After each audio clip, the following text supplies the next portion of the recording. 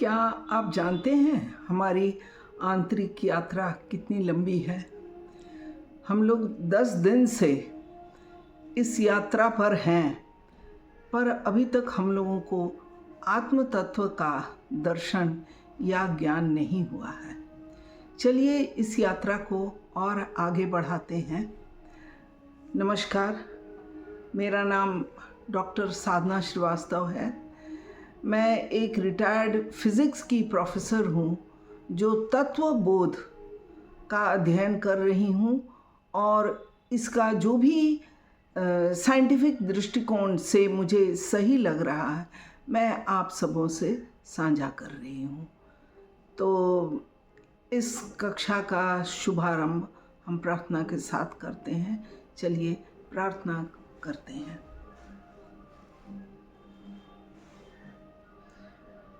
वासुदेवेन्द्र योगेन्द्रं नत्वा ज्ञानप्रदं गुरुं मुमुक्षूणां हितार्थाय तत्त्वबोधोऽभिधीयते।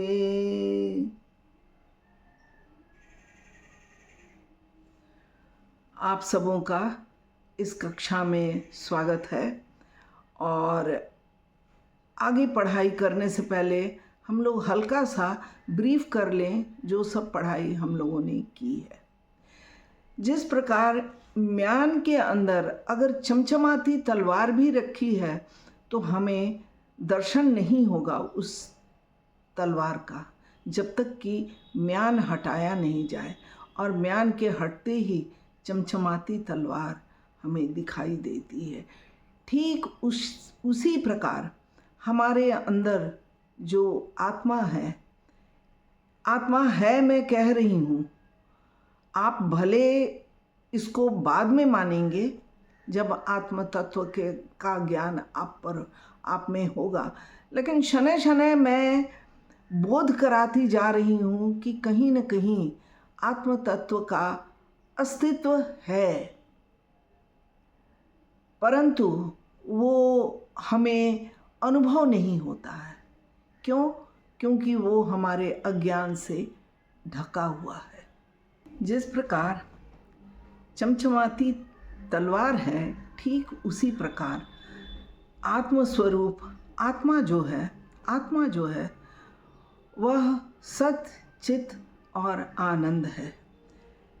और जिस तरह तलवार ढका रहता है म्यान से, उसी प्रकार आत्मा पर कई आवरण हैं। पहला आवरण तो हमारा स्थूल, सूक्ष्म और कारण शरीर है।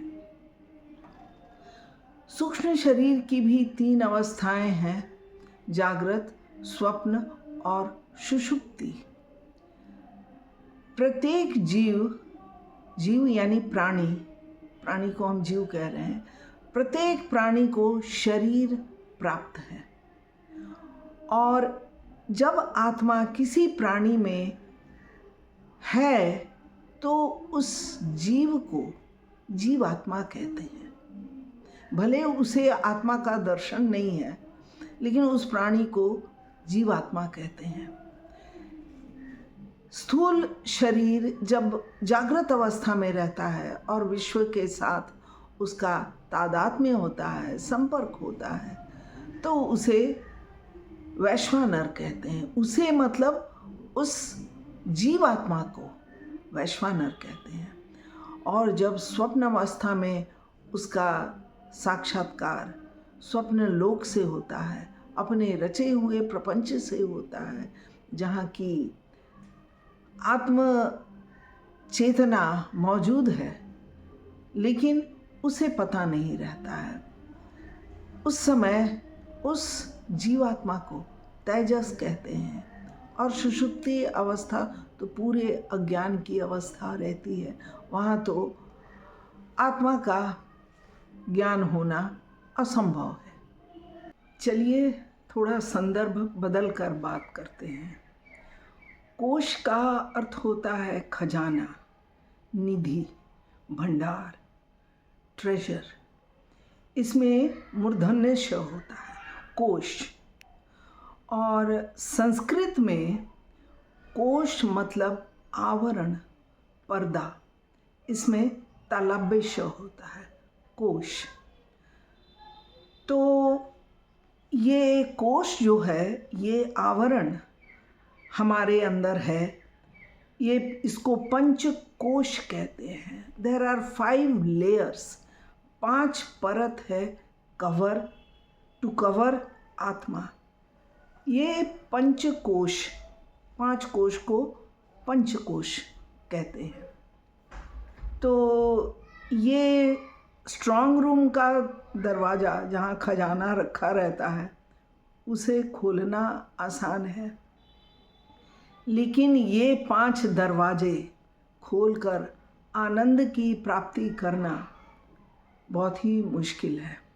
ये 5 कोश हैं: अन्नमय कोश, प्राणमय कोश, मनोमय कोश, विज्ञानमय कोश और अंत में आनंदमय कोश। ये आखिरी दरवाज़ा है आनंदमय कोश का, जो हमें प्राप्त करना है। तो चलिए पहले आवरण को समझते हैं। पहला आवरण है अन्नमय कोश। यह अन्नमय कोश हमारा स्थूल शरीर या ढांचा, हम जो दिखाई देते हैं, ये है हमारा अन्नमय कोश। यह हमारे माता पिता के पचाए गए अन्न से निर्मित हुआ था और जन्म के बाद ये अन्न खाकर ही बड़ा हुआ, और बड़ा होने के बाद यह मिट्टी में मिल जाएगा और पुनः अन्न बन जाएगा। तो आत्मा इसमें नहीं रह सकता, नहीं हो सकता। ये आत्मा नहीं हो सकता, ये नश्वर है। इसलिए यह एक आवरण है जिसमें हम लोगों को भटकना नहीं है। अन्नमय, ये मय का अर्थ है प्रचुर मात्रा में, तो इसमें प्रचुर मात्रा में अन्न है, इसीलिए इसे अन्नमय कोश कहा गया है। आत्मा का यहाँ वास नहीं है। दूसरा आवरण है प्राणमय कोश। प्राणमय कोश को पंच प्राण भी कहते हैं। ये पंच प्राण है, 5 प्राण और 5 कर्मेंद्रिय, ये कुल मिला के प्राणमय कोश बना है। ये 5 प्राण हैं: प्राण, अपान, समान, व्यान और उदान।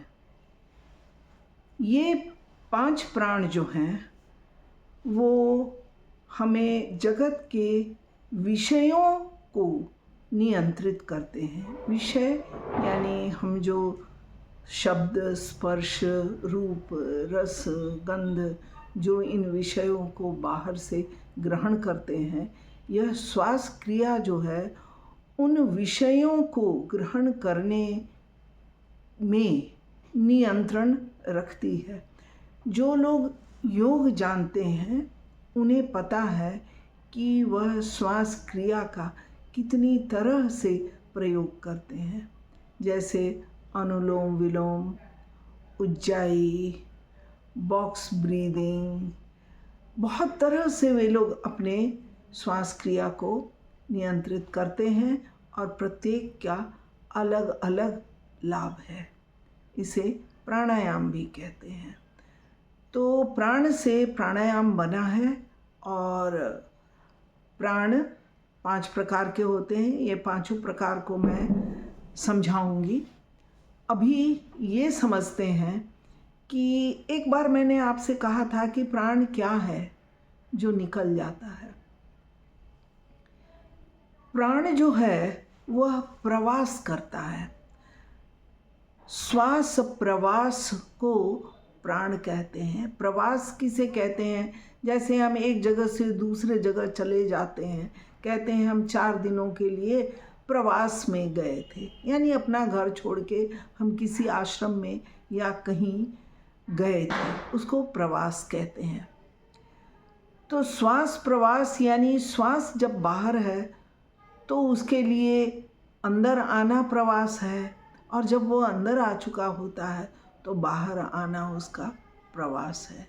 यानी ये अंदर बाहर की प्राणमय कोश को पंच प्राण भी कहते हैं। ये पंच प्राण है, 5 प्राण और 5 कर्मेंद्रिय, ये कुल मिला के प्राणमय कोश बना है। ये 5 प्राण हैं, प्राण, अपान, समान, व्यान और उदान। ये 5 प्राण जो हैं वो हमें जगत के विषयों को नियंत्रित करते हैं। विषय यानी हम जो शब्द, स्पर्श, रूप, रस, गंध, जो इन विषयों को बाहर से ग्रहण करते हैं, यह श्वास क्रिया जो है उन विषयों को ग्रहण करने में नियंत्रण रखती है। जो लोग योग जानते हैं उन्हें पता है कि वह श्वास क्रिया का कितनी तरह से प्रयोग करते हैं, जैसे अनुलोम विलोम, उज्जाई, बॉक्स ब्रीदिंग, बहुत तरह से वे लोग अपने श्वास क्रिया को नियंत्रित करते हैं और प्रत्येक का अलग अलग लाभ है। इसे प्राणायाम भी कहते हैं। तो प्राण से प्राणायाम बना है, और प्राण 5 प्रकार के होते हैं। ये 5 प्रकार को मैं समझाऊंगी। अभी ये समझते हैं कि एक बार मैंने आपसे कहा था कि प्राण क्या है जो निकल जाता है। प्राण जो है वह प्रवास करता है। श्वास प्रवास को प्राण कहते हैं। प्रवास किसे कहते हैं? जैसे हम एक जगह से दूसरे जगह चले जाते हैं, कहते हैं हम 4 दिनों के लिए प्रवास में गए थे, यानी अपना घर छोड़ के हम किसी आश्रम में या कहीं गए थे, उसको प्रवास कहते हैं। तो श्वास प्रवास यानी श्वास जब बाहर है तो उसके लिए अंदर आना प्रवास है, और जब वो अंदर आ चुका होता है तो बाहर आना उसका प्रवास है। यानी ये अंदर बाहर की क्रिया चलती रहनी चाहिए, और जब यह क्रिया बंद हो जाती है तो उसे प्राण निकल जाना कहते हैं। यानी वायु जो निकल गया वह अब पुनः वापस नहीं आएगा, यानी वो परमानेंट निकल गया, तो उसे कहते हैं प्राण निकल जाना, या वायु का निकल जाना को प्राण निकल जाना कहते हैं। प्राण वास्तव में एनर्जी है, शक्ति है। यह और बात है कि ये 5 प्रकार से काम करती है, यह शक्ति 5 प्रकार से काम करती है, इसीलिए इसका 5 नाम दे दिया गया। क्रिया चलती रहनी चाहिए, और जब यह क्रिया बंद हो जाती है तो उसे प्राण निकल जाना कहते हैं। यानी वायु जो निकल गया वह अब पुनः वापस नहीं आएगा, यानी वो परमानेंट निकल गया, तो उसे कहते हैं प्राण निकल जाना, या वायु का निकल जाना को प्राण निकल जाना कहते हैं। प्राण वास्तव में एनर्जी है, शक्ति है। यह और बात है कि ये 5 प्रकार से काम करती है, यह शक्ति 5 प्रकार से काम करती है, इसीलिए इसका 5 नाम दे दिया गया। प्राण, अपान, समान, व्यान और उदान, इसे पंच प्राण कहते हैं। आप पूजा पाठ में अक्सर पंडित जी को कहते सुने होंगे, ओम प्राणाय स्वाहा, ओम अपानाय स्वाहा, ओम समानाय स्वाहा, ओम व्यानाय स्वाहा, ओम उदानाय स्वाहा। तो ये पंच प्राण हम पूजा पाठ में भी इसका उच्चारण करते हैं। हमारा दूसरा प्राण शक्ति है अपान। अपान शक्ति हमारे अंदर जो भी विकार है उसे विसर्जित करने का या बाहर निकालने का कार्य करती है। जैसे पसीना, मल, मूत्र, थूक, यह सब वीर्य, यह सब विसर्जित करने की चीज़ है। ये शरीर से बाहर निकाल देने की शक्ति जो हमें प्रदान करती है वो है अपान शक्ति।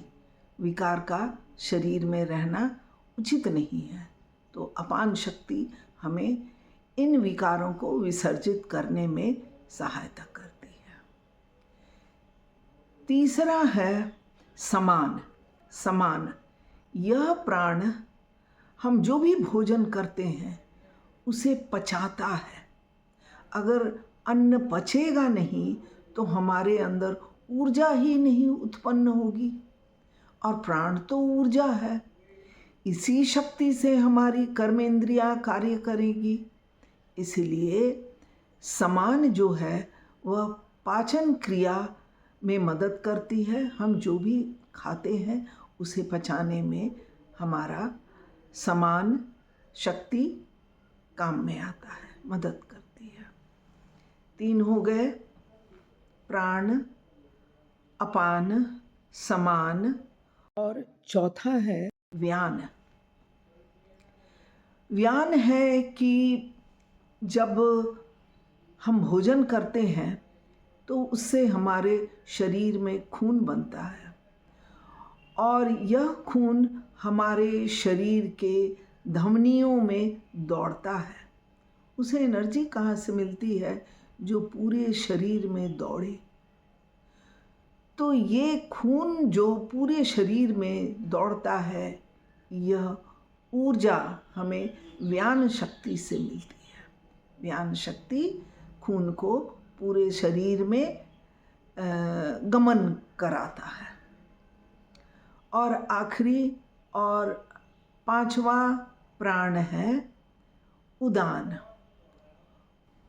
5वां और आखिरी प्राण है उदान। उदान वैचारिक है। वैचारिक यानी यह हमें सोचने की ताकत देती है, सोचने की क्षमता देती है। कुछ सोचने के लिए भी हमारे अंदर ऊर्जा होनी चाहिए, और यह ऊर्जा हमें उदान प्रदान करती है। जब हम बूढ़े हो जाते हैं तो ये प्राण ठीक से काम नहीं करते। इनकी शक्ति, इनकी ऊर्जा क्षीण होने लगती है। उस समय यह उदान ही सभी शक्तियों को बटोर कर बाहर का रास्ता दिखाता है। तो इस प्रकार हमने अपने पंच प्राण यानी प्राण, अपान, समान, व्यान और उदान, पंच प्राणों को समझा, और इसमें हमारे 5 कर्मेंद्रियां भी शामिल हैं। प्राणमय कोश में हमारे 5 कर्मेंद्रियां भी शामिल हैं, क्योंकि कर्मेंद्रियों को भी तो ऊर्जा चाहिए, और प्राण मतलब ऊर्जा। तो ये हमारी कर्मेंद्रियां जो हैं, जैसे वाक, बोली, या हमारे हाथ, हमारे पैर, उपस्थ, उपस्थ यानी प्रजनन इंद्रियां, और गुदा, गुदा यानी मलद्वार, सबको शक्ति चाहिए, और ये 5 कर्मेंद्रियां हैं। इस प्रकार हम पाते हैं कि प्राणमय कोश शक्ति का पुंज है और इसके अवयव हैं पंच प्राण और पंच कर्मेंद्रिय। पंचकोश में अन्नमय कोश, प्राणमय कोश के बाद आता है मनोमय कोश। ये मनोमय कोश मन और हमारे 5 ज्ञानेंद्रियों से बना है। देखिए, जैसे जैसे हम कोश में आगे बढ़ते जा रहे हैं, अंदर प्रवेश करते जा रहे हैं, यानी अगला कोश जो है वह पिछले कोश का अंतर्वर्ती है, अंदर है। अन्नमय कोश के अंदर प्राणमय कोश है और प्राणमय कोश के अंदर मनोमय कोश है और हर कोश पिछले वाले से ज़्यादा सूक्ष्म है। और सिर्फ सूक्ष्म ही नहीं है, वह सूक्ष्म होते हुए अपने निकटवर्ती कोश को नियंत्रित भी करता है। एज फॉर एग्जाम्पल, हमारा जो प्राणमय कोश है वो शक्ति का पुंज है और वो हमारे अन्नमय कोश को नियंत्रित करता है। उसी के बल पर हमारा अन्नमय कोश चलता है। ठीक उसी प्रकार प्राणमय कोश के अंदर जो मनोमय कोश है, हमारी ज्ञानेंद्रियां हैं, हमारा मन है। ज्ञानेंद्रियां आप समझ रहे हैं, हमारी जो बाह्य जगत से जुड़ने के लिए जो हमारे सेंस ऑर्गन्स, ये जो बाह्य जगत से जोड़ती हैं ज्ञानेंद्रियां, ये ज्ञानेंद्रियां और मन मिलाकर मनोमय कोश बना और यह मनोमय कोश प्राणमय कोश को नियंत्रित करता है। कैसे? उदाहरण के रूप में देख लीजिए, जब हमारा मन उद्विग्न रहता है, दुखी रहता है, पीड़ित रहता है, तो इसका असर प्राण पर, हमारे श्वास निश्वास हर चीज़ पर पड़ता है। तो ये जो सूक्ष्म कोशिकाएं हैं, उसे कोश कहें, यह सूक्ष्म कोश जो है वो अपने निकटवर्ती कोश का नियंत्रण करता है। तो मनोमय कोश जो है वह प्राणमय कोश से ज़्यादा सूक्ष्म है और प्राण को नियंत्रित करता है। मन का इसमें रोल क्या है? हम बाह्य जगत से जो स्पर्श, रस, रूप, गंध, ये जो विषय प्राप्त करते हैं वह मन के सामने प्रस्तुत करते हैं। और यह मन क्या करता है कि ये सारे इन्फॉर्मेशंस, ये सारी इंद्रियां अलग अलग हैं, लेकिन मन में ये सारी इंद्रियां अपनी अभिव्यक्ति प्रस्तुत करती है। और मन क्या करता है? ये सारी जानकारियों को इकट्ठा करके एक अपने अंदर प्रतिबिंब बनाता है, एक इमेज बनाता है और इमेज बनाकर यह निर्णय करने के लिए बुद्धि के सामने प्रस्तुत कर देता है कि ये रही informations, now you decide what to do. तो इस प्रकार एक दूसरे से जुड़ा हुआ है। हमारे ज्ञान इंद्रियां जानकारी इकट्ठा करती हैं, मन उसे संकलन करके और बुद्धि के सामने निर्णय लेने के लिए हाजिर कर देता है। ये रहा हमारा मनोमय कोश का कार्य प्रणाली। इसके अतिरिक्त मन विचारों का सतत प्रवाह है। हम सब जानते हैं कि मन बहुत चंचल है, उसमें पल पल नई बातें प्रवाहित होती रहती हैं, हर क्षण। उसके लिए दूरी कोई मायने नहीं रखता है, वो पूरी दुनिया का चक्कर लगा सकती है पल भर में। अगर प्रत्येक विचार को अगर हम एक बाल्टी पानी समझें तो ये सारे विचार मन में जाकर नदी का रूप धारण कर लेते हैं।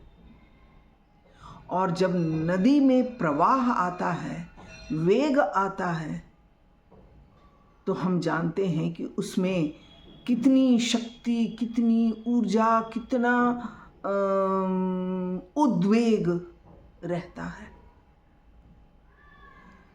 तो ये मन जो है, इसमें इतना प्रवाह, इतना उद्वेग रहता है, इतना ये शक्तिशाली रहता है कि यह कभी काल मनुष्य का सबसे बड़ा विरोधी बन जाता है। जिस नदी में गति और शक्ति दोनों आ जाए, उसके बाद उसको संभालना, उसको रोकना कठिन होता है।